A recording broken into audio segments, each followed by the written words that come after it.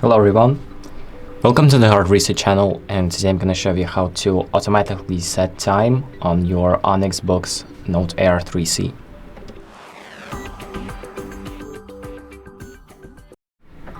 So the first thing that we're going to do is go to the date and time section in the settings. So settings are located in the bottom left.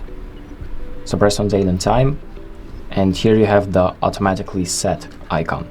So this toggle right here allows you to set the date and time automatically, so according to the date and time in the world. And if you don't want that, you can just disable it and adjust the date and time for yourself. So that's about it. Thank you for watching. I hope this video helps you, and make sure to like and subscribe.